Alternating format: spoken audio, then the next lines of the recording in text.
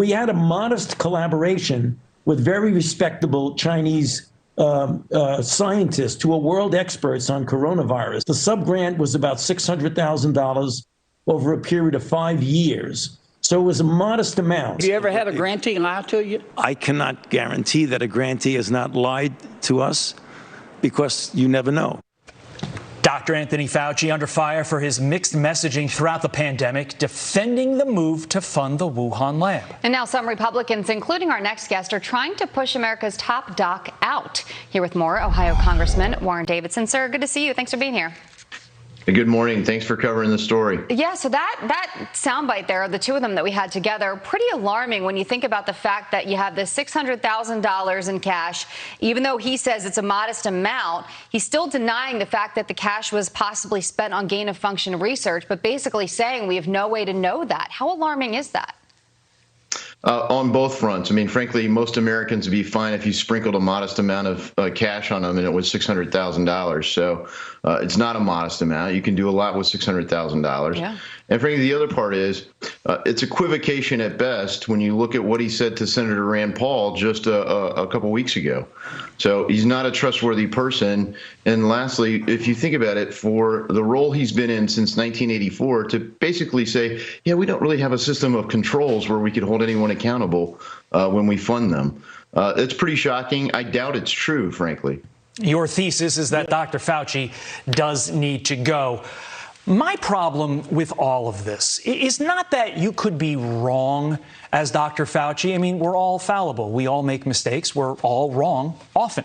What bothers me about this whole thing is how sure Fauci and the scientific community were that this did not start in the lab. And they came out and said that. In my estimation, scientists are supposed to be curious. How concerning is that to you? And how much does that contribute to your overall theory of Fauci's got to go?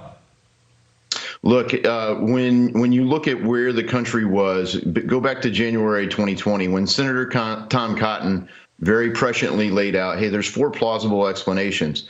Now, a scientist would say, hey, I'm going to develop a hypothesis and test all those.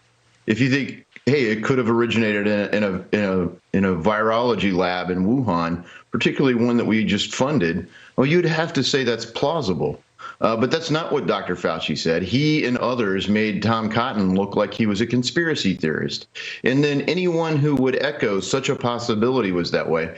So not only did they attack the messenger, who was just using scientific reason, they used every tool in the kit bag, from the media to social media, to try to cancel voices that would speak reason into the situation.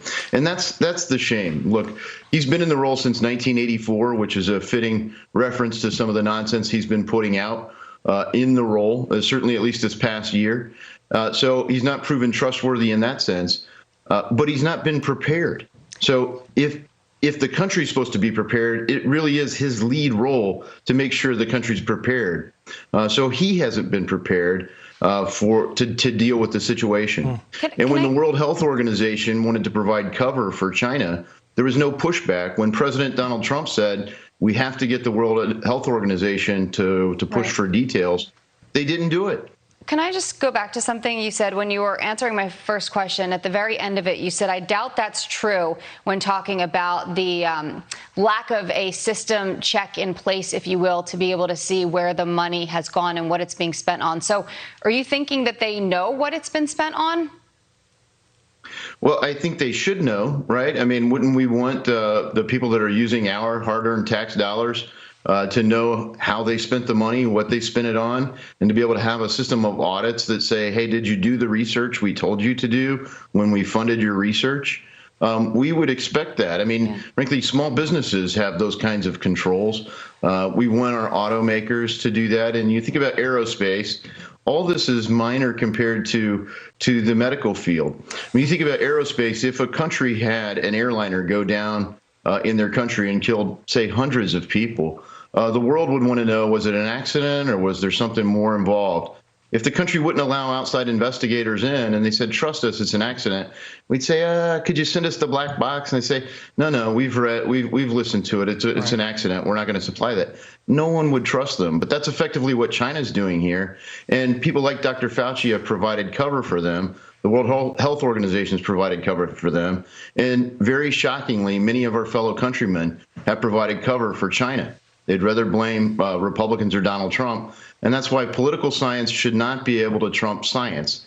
And Dr. Fauci has led that charge. He needs to be fired.